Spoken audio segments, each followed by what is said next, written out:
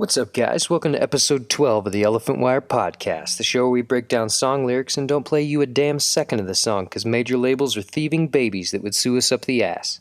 This week's episode, we're going to be dissecting the song Little Lies You're Told by Joywave. Let's get some. Welcome to the Elephant Wire Podcast. Music. Drugs. Laughter.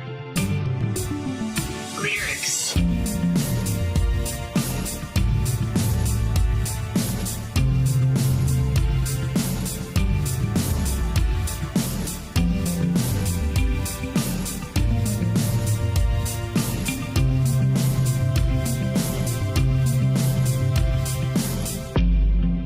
What's good, everybody? How's everybody feeling out there? This is Jake, host of the Elephant Wire Podcast.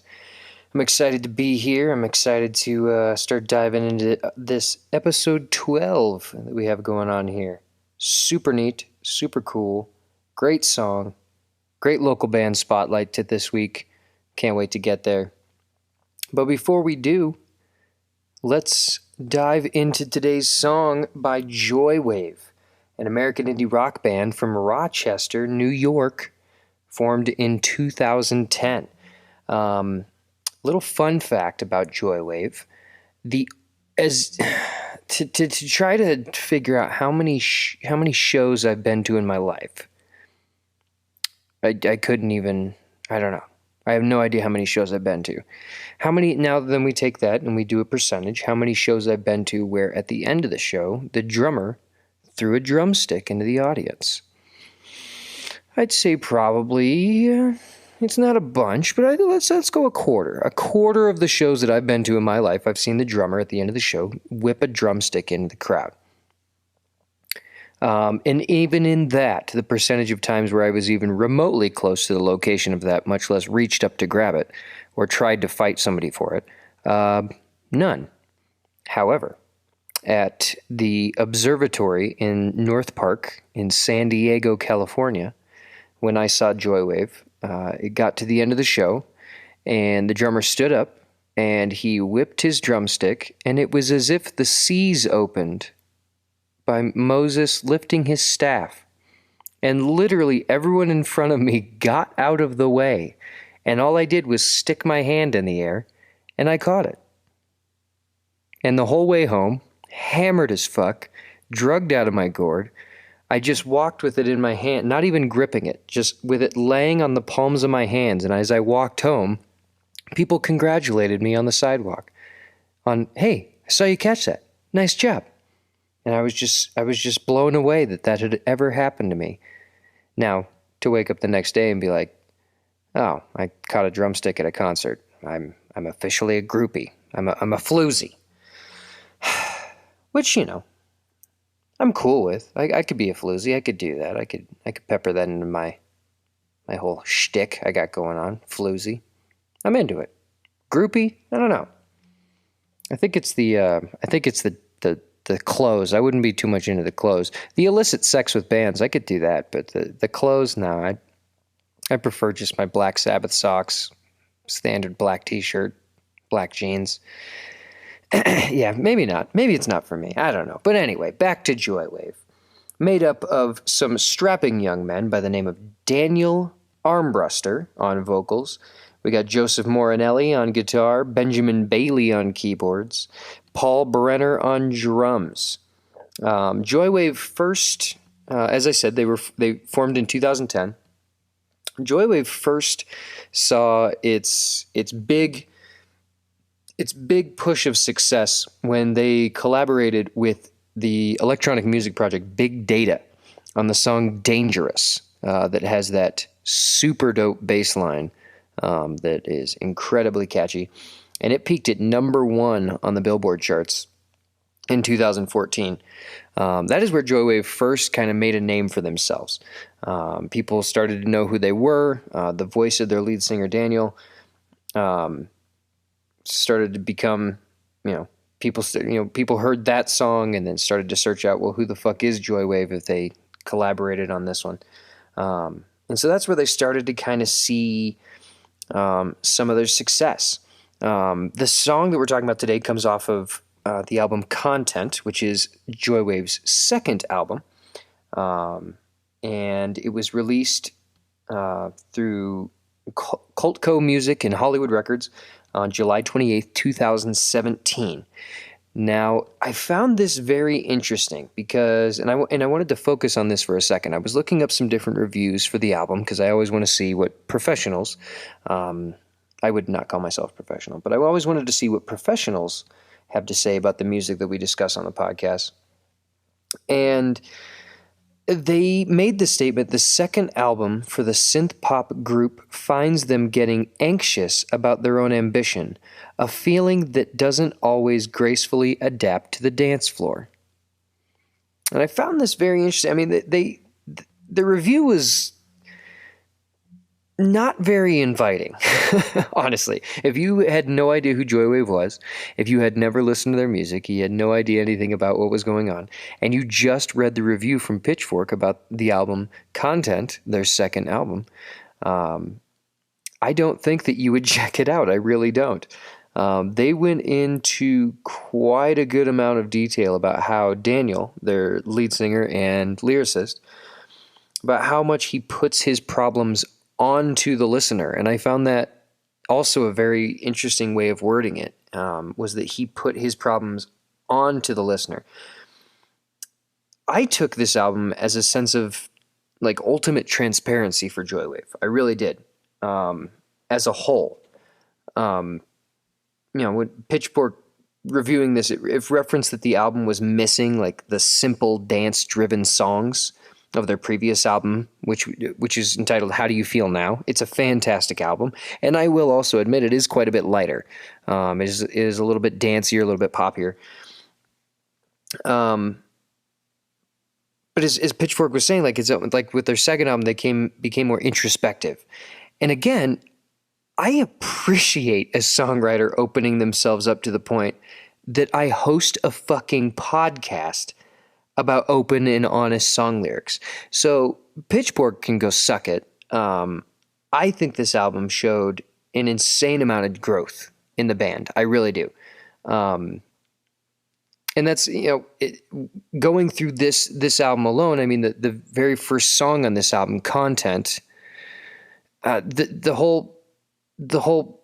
one of the first lines in the album itself is trying to decipher the difference between where content and content should be, which is a very interesting thought process, especially whenever that's the way you're leading into the album.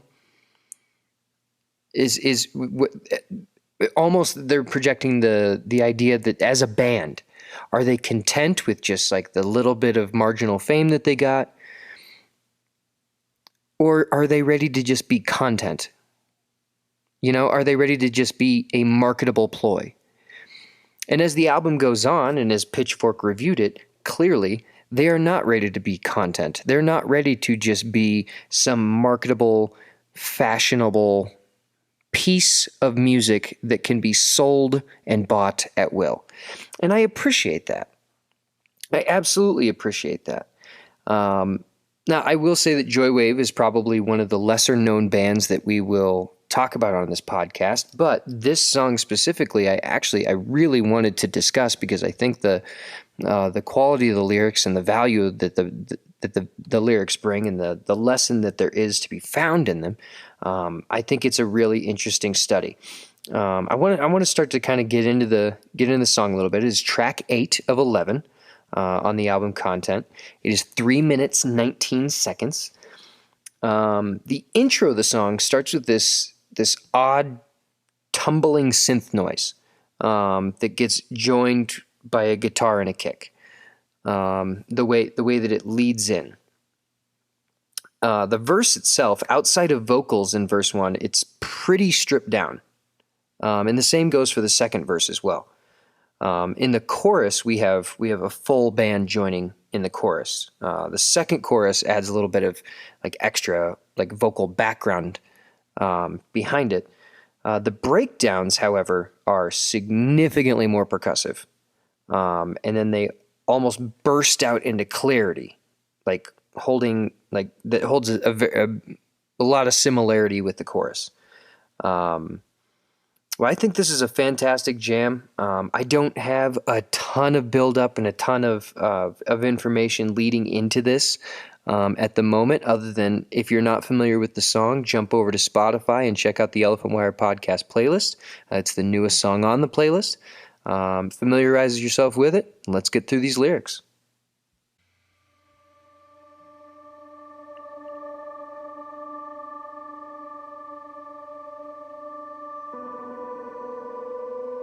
You could be a lawyer. You could be a doctor. You could get the dinner with the extra pound of lobster. You could make the music. You could be a painter. You're a precious snowflake with your picture in the paper. The little lies you're told, it seems like they don't love you anymore. Yeah, they're right outside your door. It's come to an end. Don't tell me that. You could be an athlete. You could drive a sports car. You deserve the things you want. Just put them on your points card. You could be important. You could make a difference. You deserve the finer things. You're supposed to be famous. And the little lies you're told, it seems like they don't love you anymore. Yeah, they're right outside your door. It's come to an end. Don't tell me that. Those are lies that they told you. They don't pay the rent. Those are lies that they told you. They don't pay the rent. Those are lies that they told you. They don't pay the rent. Those are lies that they told you. They don't pay the rent. The little lies you're told, it seems like they don't love you anymore. Yeah, they're right outside your door and it's come to an end. Don't tell me that.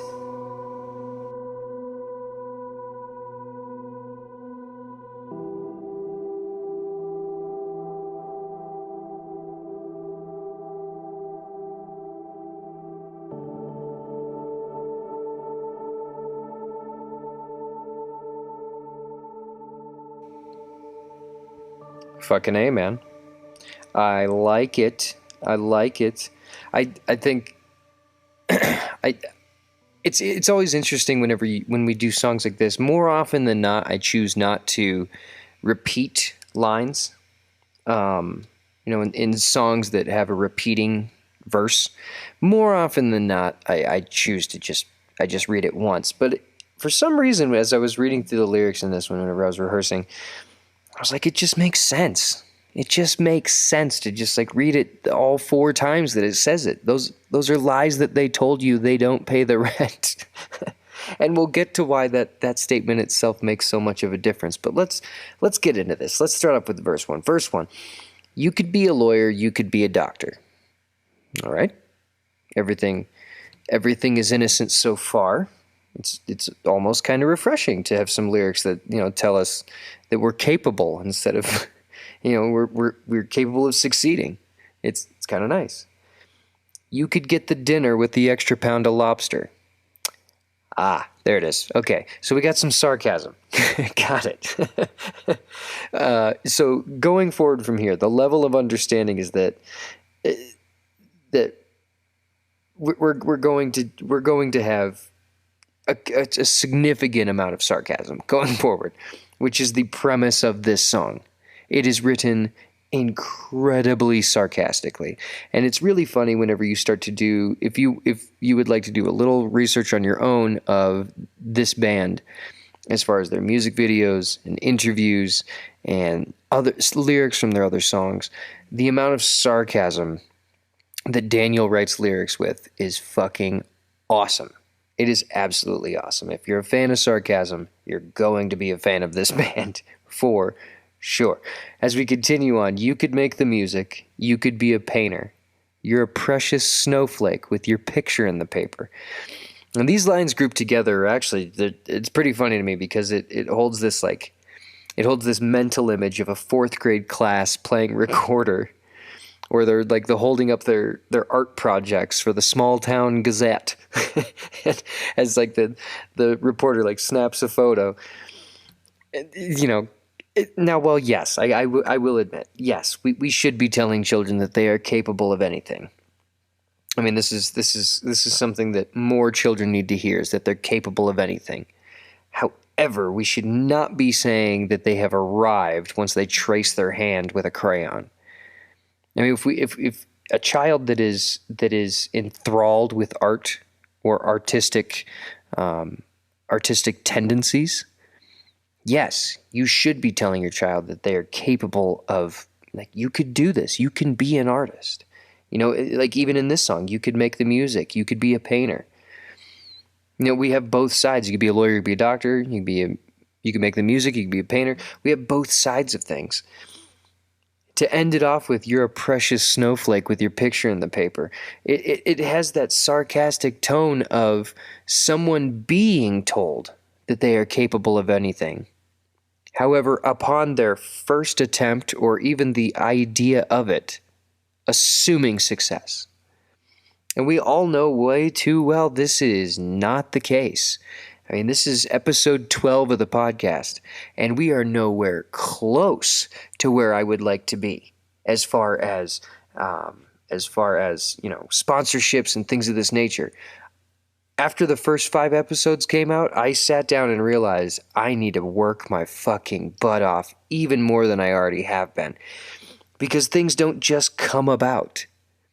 And that's what the point of the chorus is. The little lies you're told, it seems like they don't love you anymore. I mean, this is the main premise of the song, and it's that these little lies, harmless as they may be, and as full of good intention as they may be, are not actually a loving way to go about it. When a child reaches for a hot pan on a stove, right? We don't respond, well, it's kinda, sweetie. No, you blatantly insist they don't fucking touch it. I think this is where a lot of times people confuse this side of things with the same child reaching for, say, a recipe book, in which case encouraging your child to pursue a love of cooking is beautiful. It should not be met with reprimanding. A lot of times, I am not a parent. I have no children. I don't profess to know how to raise children. What I more am speaking about is from my experiences, from seeing, just being surrounded by so many experiences, the things we pick up whenever you're in public. You see a kid at the grocery store, like, hey, Mom, can we make cookies? It's a very innocent question. Now, do I have any background information? Is the kid not supposed to eat cookies? Is he already type 2 at 3 years old? I don't know. I don't have all the info. My overall point is exactly that, is that we confuse so many times the child reaching for the hot pan on the stove with the same level of blunt, blatant, absolutely not, as we do for the child reaching for the cookbook. Because how are you going to pay your bills if you're a chef? How are you going to... Oh, you just want to work in a restaurant? That's all you want to do? No, that's what they want to do. That's who they want to be. We degrade certain things based off of our own idea of what it is. And he follows up that first line with saying, yeah, they're right outside your door. It's come to an end. Now, who does he mean by they? Who are they? I remember growing up, my dad would always give my grandma such a hard time because she would make these crazy, outlandish statements, but she would precede it by saying, well, they say. And my dad would always give his mother-in-law, my grandma, a hard time by saying, who are they? Have you ever met they? Do they live here? Are they elsewhere? So who is they in this parameter? They're right outside your... I started drinking beer hours ago. I'm so sorry, friends, and now I'm burping again. Who are they? They're right outside your door? It's incredibly subjective, obviously. However, given the context and the tone and the rest of the lyrics, what it feels like is that he is referencing the people or the youth that have been coddled for the majority of their life. That they're coming and they're showing up in every vein of life. So let's go back to our original example of the child reaching for the hot pot on the stove versus and then reaching for the recipe book.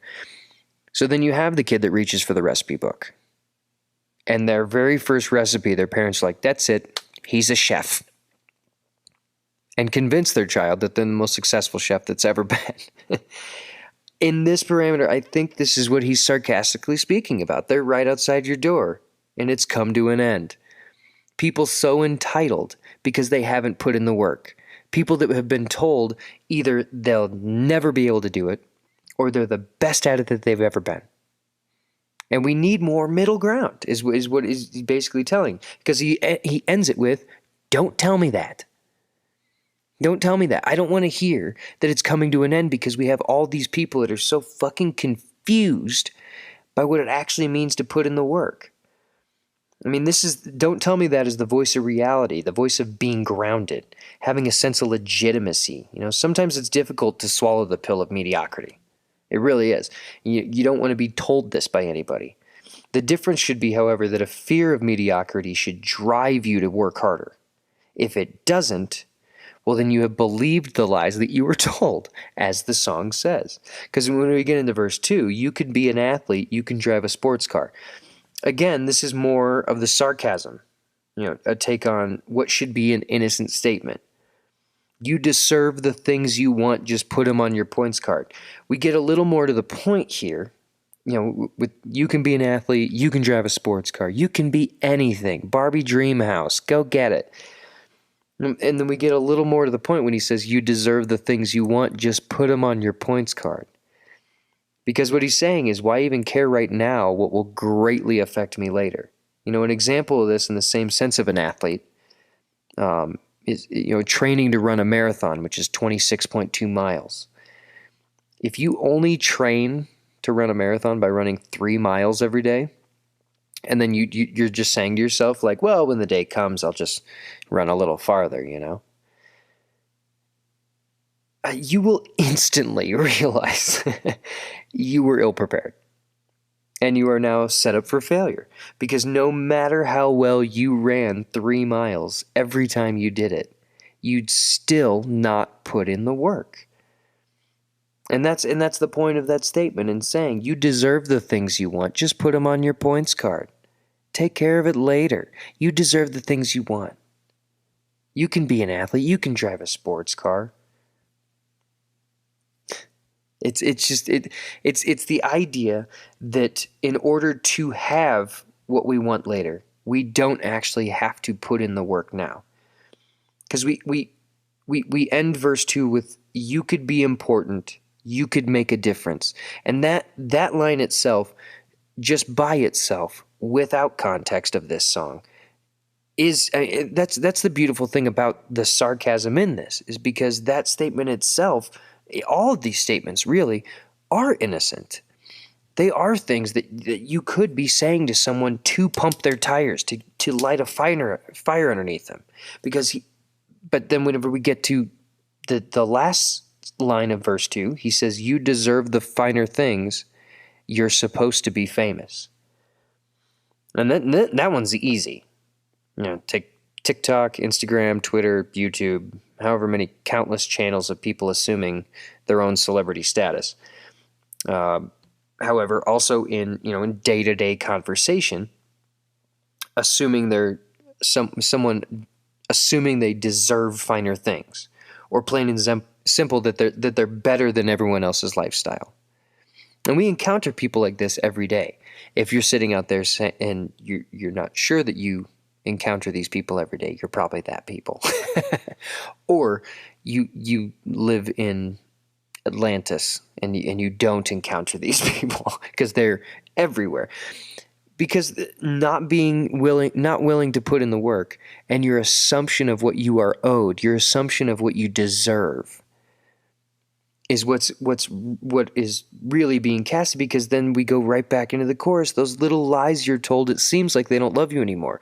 That whole point of this lie, this little harmless lie that is more often than not, from a parent or a guardian or a teacher or a friend or whatever, this little lie that you deserve the finer things, you're supposed to be famous. It's good intentioned, the lie is good intentioned. However, it seems like they don't love you anymore because that is the beauty of a family member, of a spouse, of a girlfriend or a boyfriend or a good friend or whoever it may be that's close in your life. That is the beauty of that person because they can be that voice of reason.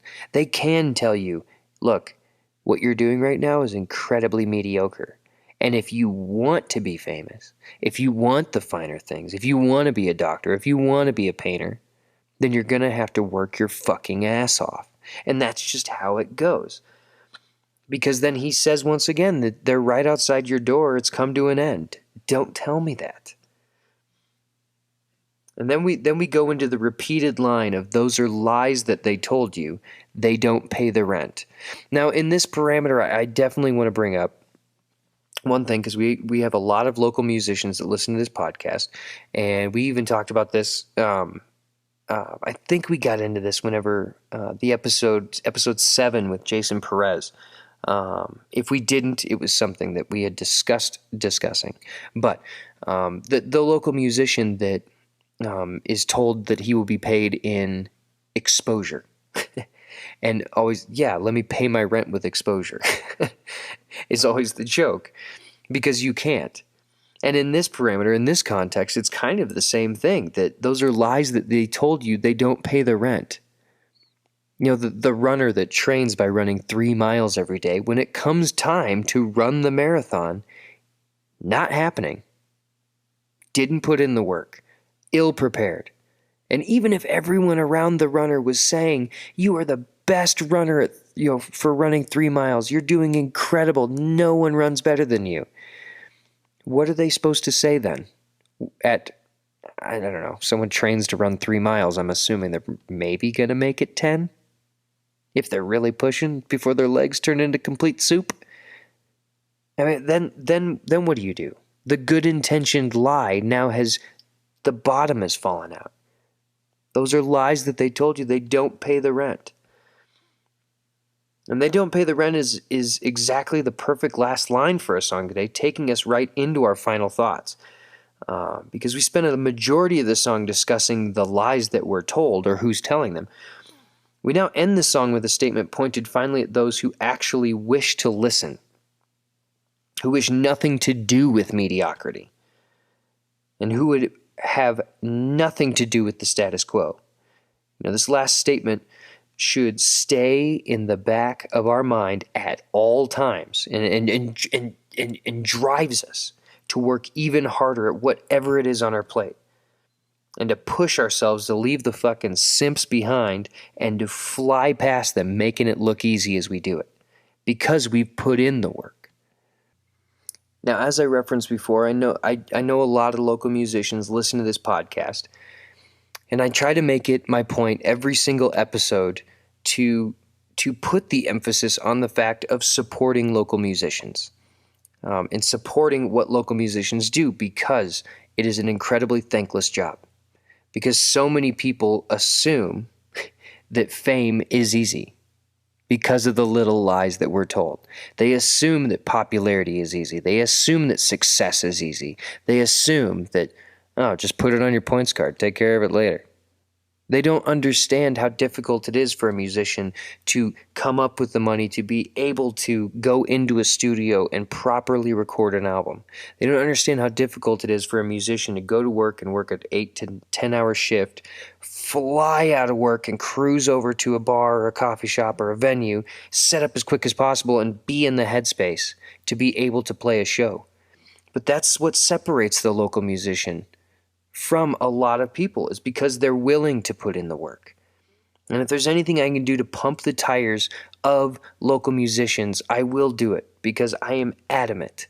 And one of those areas that we do every single fucking episode, my favorite point in every episode, is the local band spotlight. I am so stoked today. We have One Way Sky from Arizona. I've been talking to these cats for quite a while now. I met them months ago. Absolutely wonderful human beings.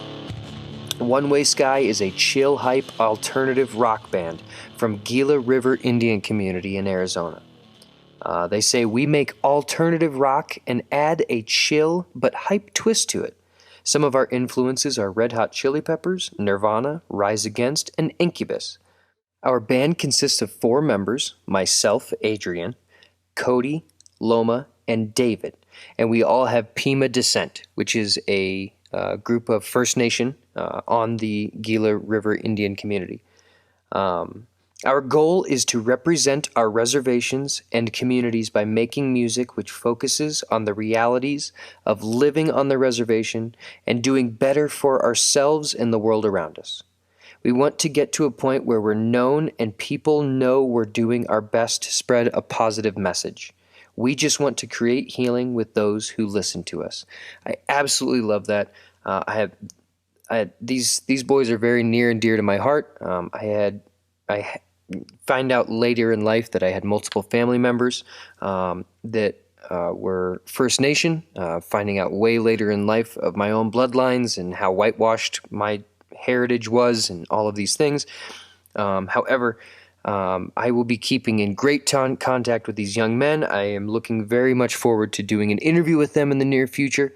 If not the full band, at the very least, we'll be interviewing Adrian. Check them out on Spotify. They're absolutely fantastic. One Way Sky, great individuals, and what they're doing for their community is absolutely outstanding. And spreading a positive message of hope and a message of just being the people that I'm sure at times they wish they could have looked up to. And they're fantastic young men. Like I said, we will be keeping great touch with these cats. Check them out on Spotify. Give them a follow on Instagram. We got links everywhere. Support local music, friends. Support local music, absolutely. They need our support more than ever. And if you like what we do here at the Elephant Wire Podcast, head on over to anchor.fm/the Elephant Wire Podcast and give us some support as well. We will be incredibly appreciative for that support. But as always, thank you for listening. This has been fun. Little Lies You're Told by Joywave. So as always, yeah. Fuck the man. Hail Satan. Hug your mom. We'll catch you guys next week. Peace.